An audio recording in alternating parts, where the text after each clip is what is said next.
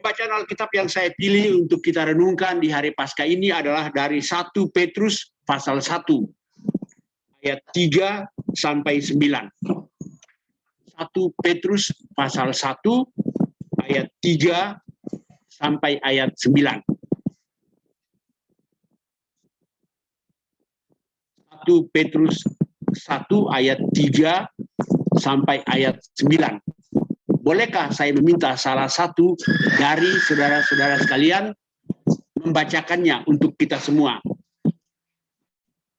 1 Petrus pasal 1 ayat 3 sampai 9. Saya minta dibacakan oleh seorang bapak atau ibu dari GBI Jatinegara Timur ini. Silakan.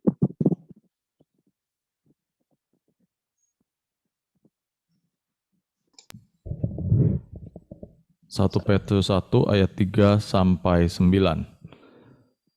Terpujilah Allah dan Bapa Tuhan kita Yesus Kristus, yang karena rahmat-Nya yang besar telah melahirkan kita kembali oleh kebangkitan Yesus Kristus dari antara orang mati kepada suatu hidup yang penuh pengharapan, untuk menerima suatu bagian yang tidak dapat binasa, yang tidak dapat cemar, dan yang tidak dapat layu, yang tersimpan di sorga bagi kamu, yaitu kamu yang dipelihara dalam kekuatan Allah karena imanmu, sementara kamu menantikan keselamatan yang telah tersedia untuk dinyatakan pada zaman akhir.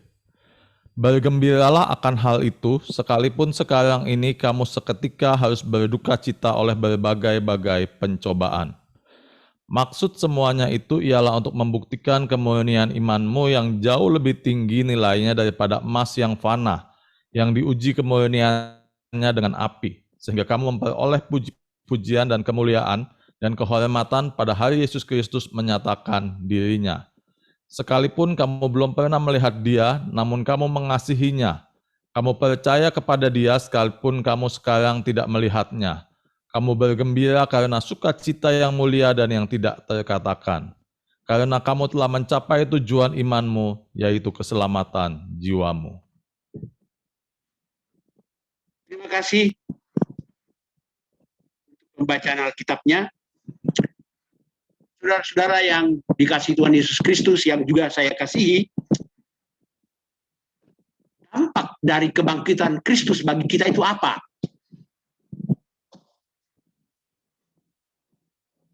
Kita merayakan kebangkitan Kristus. Karena kebangkitan Kristus itu punya dampak bagi kita. Kita tidak akan merayakan sesuatu kalau sesuatu tidak punya dampak bagi kita. Kita tidak merayakan tanggal 4 Juli. Orang Amerika merayakannya. Karena tanggal 4 Juli itu punya dampak bagi orang Amerika. Ayo, kenapa saudara tidak merayakan 31 Oktober? Karena tidak punya dampak bagi saudara. Tapi saya merayakannya, karena itu ulang tahun saya. Nah, kita merayakan Paskah karena Paskah punya dampak bagi kita.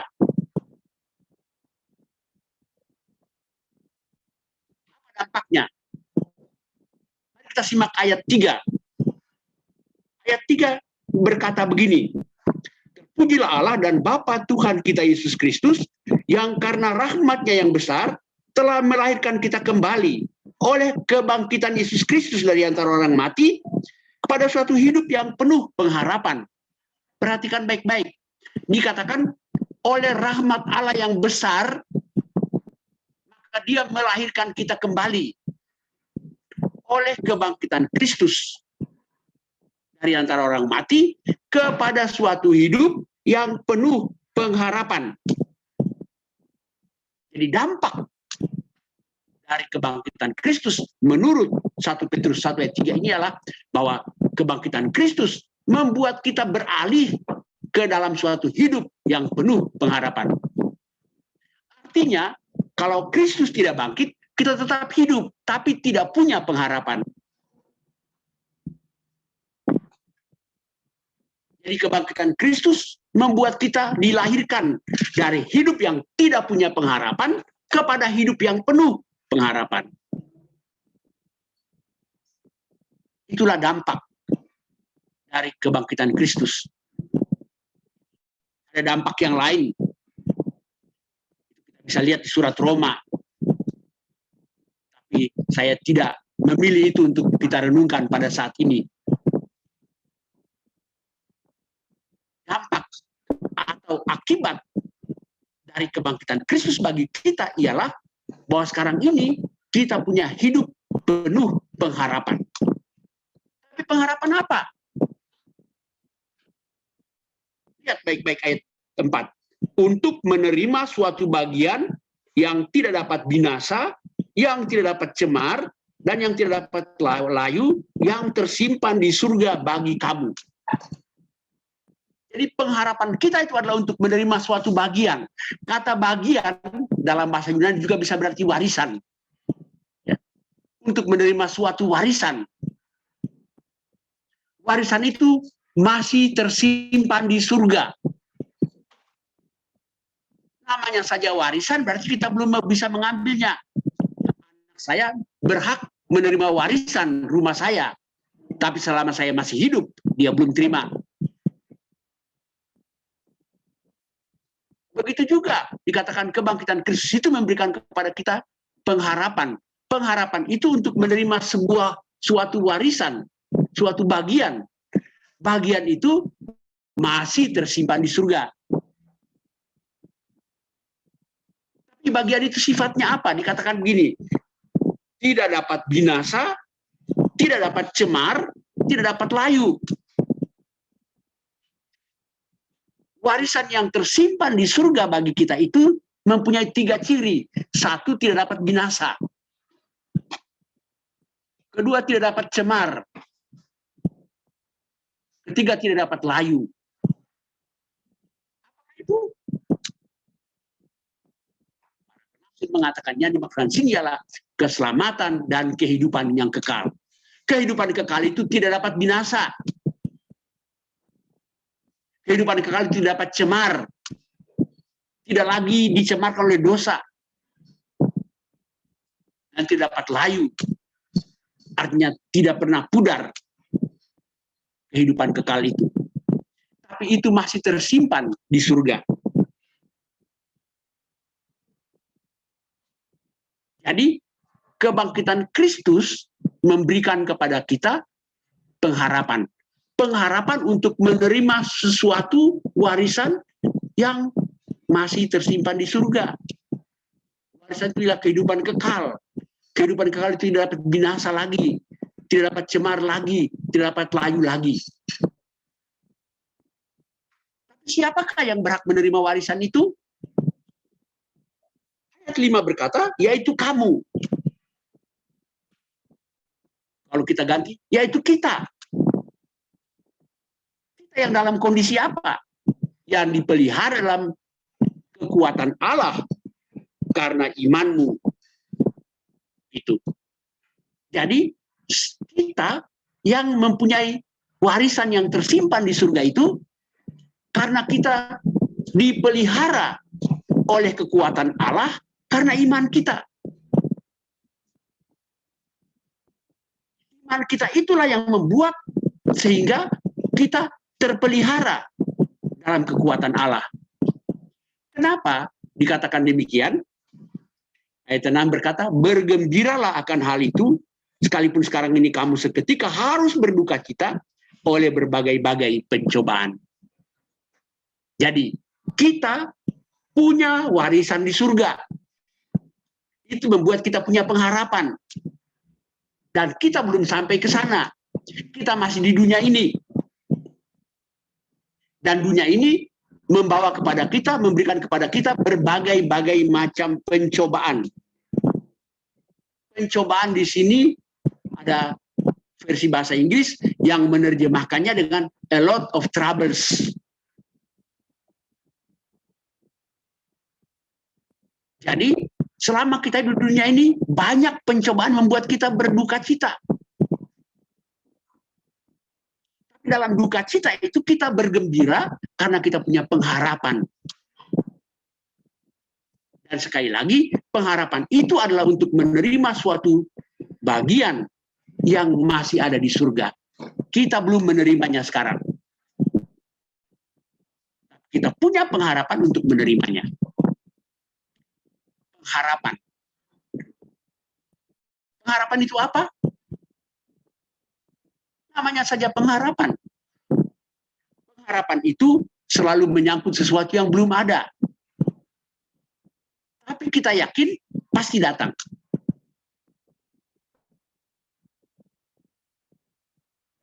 Kalau sudah ada masih diharap nggak? Nggak lagi kan? Tadi Bu Yusti berharap agar saya muncul di layar ini. Dan sekarang saya sudah muncul. Apakah saat ini Bu Yusti masih mengharapkan lagi pendeta Raprap datang? Muncul? Kalau Bu Yusti masih mengharapkan pendeta Raprap muncul, lalu yang sedang bicara ini siapa?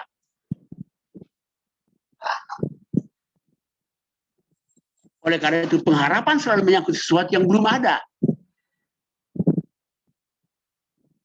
Bapak Ibu tahu, menurut Alkitab, kalau pengharapan dibikin logo, apa logonya? Logonya apa? Kalau pengharapan. Mari kita lihat di Ibrani 6 ayat 19.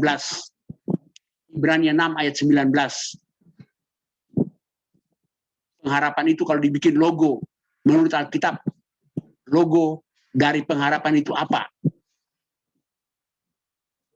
Menurut Ibrani 6 ayat 19, pengharapan itu adalah sauh yang kuat dan aman bagi jiwa kita yang telah dilabuhkan sampai ke belakang tabir. Jadi logo pengharapan menurut Alkitab adalah sauh. Ada 3 logo utama dalam kekristenan. Iman, logonya salib, ya. Kasih, logonya hati. Pengharapan, logonya sauh. Apa itu sauh?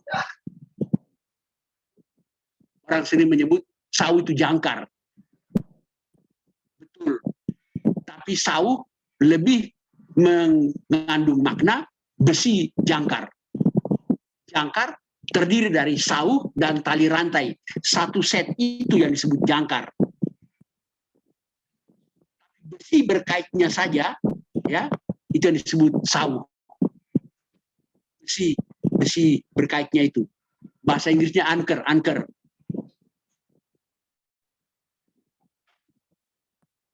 Daripada susah-susah menjelaskannya, pulang ini beli bir anchor. Di situ ada gambar 2 buah sauh. Waktu beli jangan bilang sama yang jualan, Bu mau beli minuman pengharapan. Dia nggak ngerti. Kenapa sauh? Si jangkar menjadi simbol pengharapan? Sederhana saja.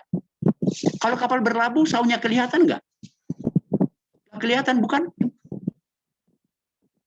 Tidak kelihatan. Tapi ketika ombak menerpa kapal, arus menyeret kapal, kekuatannya terasa. Itulah pengharapan.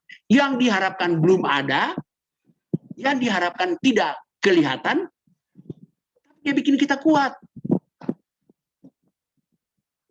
Yang diharapkan itu belum ada, tapi dia membuat kita kuat. Itulah pengharapan. Jadi yang kita harapkan itu masih tersimpan di surga. Dari pengharapan itu memberi kita kekuatan. Makanya dikatakan dalam ayat 6, bergembiralah akan hal itu. Sekalipun kita sekarang ini hidup dalam berbagai-bagai pencobaan. Jadi sekali lagi kebangkitan Kristus berdampak bagi kita, yaitu bahwa sekarang kita punya pengharapan. Pengharapan yang bagaimana? Lagi pengharapan untuk menerima sesuatu yang masih tersimpan di surga. Sesuatu yang tersimpan di surga itu dikatakan tidak dapat binasa, tidak dapat cemar, tidak dapat layu. Ungkapan itu untuk menjelaskan bahwa kehidupan kita yang kekal itu adalah kehidupan yang kekal, keselamatan yang penuh dalam Kristus. Oleh kebangkitan Kristus.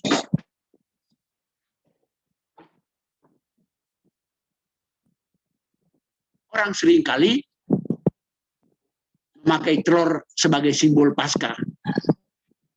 sebenarnya telur Paskah itu bukan simbol Alkitabiah ya. Itu simbol atau tradisi dari gereja-gereja di barat yang kita ambil alih begitu saja.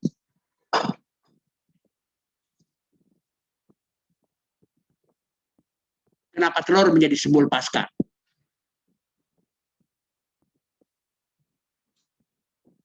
Orang sering mengatakan telur itu simbol dari kehidupan baru. Benar, tapi nggak pas. Tepatnya adalah telur itu adalah simbol dari benih kehidupan baru. Ketika kita pegang sebuah telur, kita belum pegang seekor ayam. Belum. Tapi kita sedang pegang benih dari seekor ayam. Sebenarnya simbol Alkitab, kebangkitan Kristus dan kebangkitan kita bukan telur, biji tanaman. Saya tidak akan membahasnya di sini, tapi pulang saja baca di 1 Korintus 15 ya. Ayat 35 dan seterusnya. Di situ kehidupan kita kehidupan kekal itu dikiaskan dengan biji tanaman. Jadi harusnya simbol Paskah menurut Alkitab adalah biji tanaman. Kembali ke topik hari ini. Kebangkitan Kristus memberikan kepada kita hidup yang penuh pengharapan. Nah, saya mau memakai istilah begini, pengharapan yang diberikan oleh kebangkitan Kristus itu adalah pengharapan jangka panjang, pengharapan yang masih jauh, yang masih tersimpan di surga. Nah, antara sekarang sampai kita menerima pengharapan warisan yang kekal itu, kita masih berjuang di dunia yang memberikan bagi kita banyak duka cita, banyak penderitaan. Kita mempunyai kekuatan karena kita punya pengharapan. Pengharapan, sekalipun pengharapan disebut pengharapan jangka panjang. Nah, dalam hidup kita juga kita mempunyai pengharapan-pengharapan. Ada yang berharap agar sukses bisnisnya berhasil. Ada yang mempunyai pengharapan agar anaknya sukses. Ada yang mempunyai pengharapan agar keluarganya bahagia. Kita semua punya pengharapan agar COVID-19 ini segera berakhir. Itu semua pengharapan-pengharapan. Tapi saya menyebutnya itu pengharapan jangka pendek. Kita boleh mempunyai pengharapan jangka pendek. Kita berharap agar bisnis kita berhasil, itu jangka pendek. Anda berharap agar anak Anda studinya berhasil, itu pengharapan jangka pendek. Kita juga berharap agar pandemi COVID-19 ini segera berakhir. Itu pengharapan jangka pendek. Tapi pengharapan yang dimaksudkan oleh kebangkitan Kristus adalah kebangkitan pengharapan jangka panjang, yaitu kehidupan kekal itu. Lalu apa korelasi antara pengharapan jangka pendek, saya menyebut itu terminologi saya, pengharapan jangka pendek itu dengan pengharapan jangka panjang. Bedanya di mana pengharapan jangka pendek dan pengharapan jangka panjang? Bedanya sederhana. Satu, pengharapan jangka pendek itu belum tentu terkabul. Belum tentu terkabul.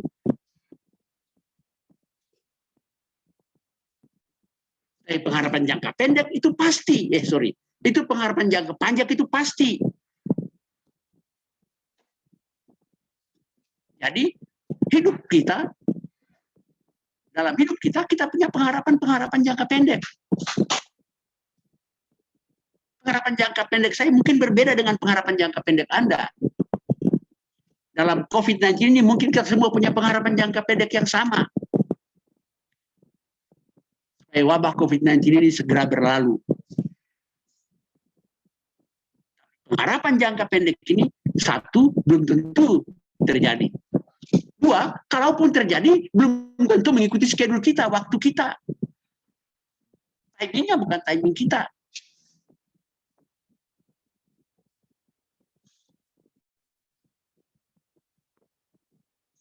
Lalu apa korelasinya? Pengharapan jangka panjang dan pengharapan jangka pendek bagi kita yang terpelihara dalam iman kita itu. Maksud saya, Karena kita punya pengharapan jangka panjang, maka pengharapan jangka panjang itu memberi kita kekuatan untuk berjuang meraih pengharapan jangka pendek. Saya ulangi ya. Pengharapan jangka panjang itulah yang memberikan kita kekuatan untuk berjuang meraih pengharapan jangka pendek. Artinya apa? Artinya kalau Anda tidak punya pengharapan jangka panjang, tapi Anda hanya punya pengharapan jangka pendek, maka ketika pengharapan jangka pendek itu tidak terkabul, Anda kecewa, Anda frustrasi, Anda stres.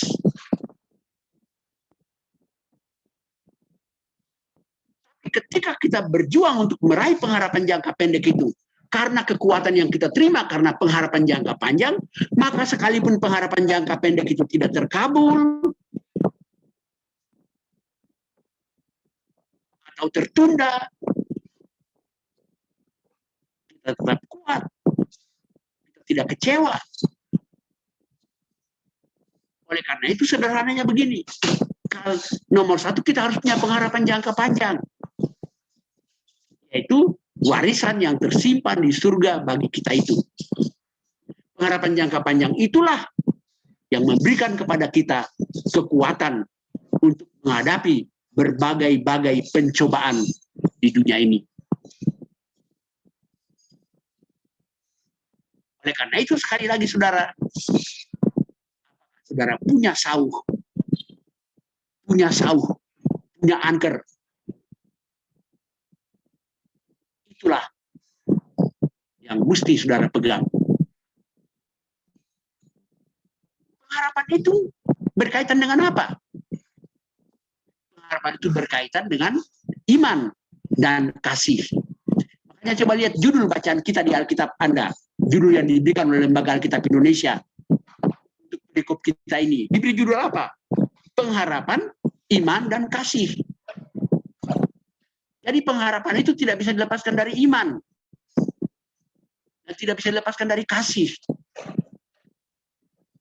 Kenapa kita punya pengharapan? Karena kita punya iman. Iman itu apa? Iman itu pertama-tama percaya. Bukan cuma percaya. Mempercayakan diri kepada Tuhan. Katakan ayat 8, coba perhatikan ayat 8. Sekalipun kamu belum pernah melihat dia, tapi kamu mengasihinya. Kamu percaya kepada dia walaupun sekarang kamu tidak melihat dia. Jadi iman itu sekali lagi, iman dan kasih itu bukan pertama-tama karena kita lihat. Walaupun kita tidak melihat Tuhan, kita percaya kepada Tuhan dan kita mengasihi Tuhan. Itu iman. Makanya dalam abad pertengahan ada seorang pengkhotbah KKR mengatakan begini, iman itu bukan saya mengerti baru saya percaya. Itu sains, itu ilmu pengetahuan. Saya mengerti baru saya percaya. Iman tidak, kata dia. Iman itu terbalik. Saya percaya baru saya mengerti. Jadi mungkin kita tidak mengerti. Allah itu misteri. Apa yang Allah perbuat itu misteri dalam hidup kita. Kita tidak melihat dia. Kita percaya kepada dia. Dan kita mengasihi dia. Itulah yang memberi kepada kita kekuatan. Kekuatan untuk menghadapi berbagai pencobaan. Yang dikatakan dalam ayat 6. Mengapa Allah membiarkan kita mengalami pencobaan-pencobaan dalam hidup ini? Ayat 7 berkata, maksud semuanya itu ialah untuk membuktikan kemurnian imanmu yang jauh lebih tinggi nilainya daripada emas yang fana, yang diuji kemurniannya dengan api. Jadi justru troubles yang kita hadapi dalam hidup kita adalah untuk memurnikan iman kita. Seperti emas dimurnikan dengan api. Banyak ketika emas itu ditambang, dia belum murni emas. Dia masih bercampur dengan mineral-mineral yang lain. Untuk memurnikannya, dia mesti dibakar sampai meleleh. Dan ketika dia sudah meleleh, baru emasnya terpisah dari mineral-mineral yang lain. Kiasan itu dipakai dalam Alkitab menggambarkan bahwa pencobaan-pencobaan yang kita hadapi dalam hidup kita ini adalah untuk memurnikan iman kita. Sehingga iman, harapan, dan kasih. Jadi saudaraku, di tengah-tengah situasi pandemi COVID-19 ini, kita merayakan Paskah. Perayaan Paskah kita di tengah situasi pandemi COVID-19. Tentu kita mempunyai pengharapan-pengharapan jangka pendek. Sekali lagi, pengharapan jangka panjang dan pengharapan jangka pendek itu terminologi yang saya pakai dalam konteks khotbah saya hari ini.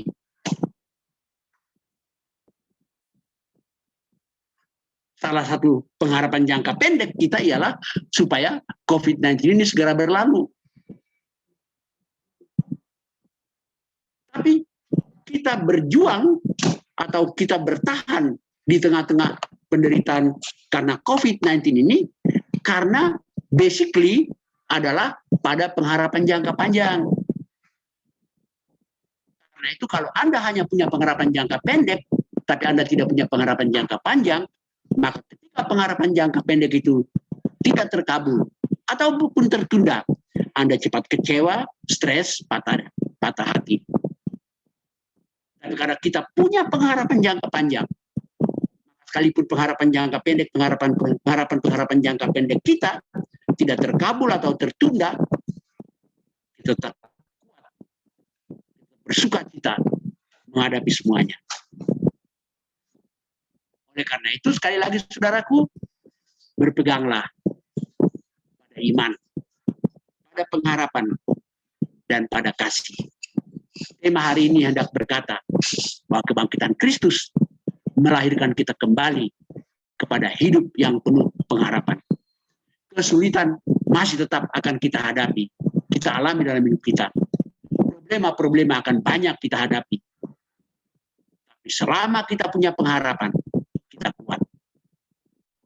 Oleh karena itu saya tutup khotbah ini dengan mengucapkan kepada Anda sekalian, selamat berpegang teguh pada sauh, pada anker, pada besi jangkar, yaitu pengharapan tanda petik jangka panjang.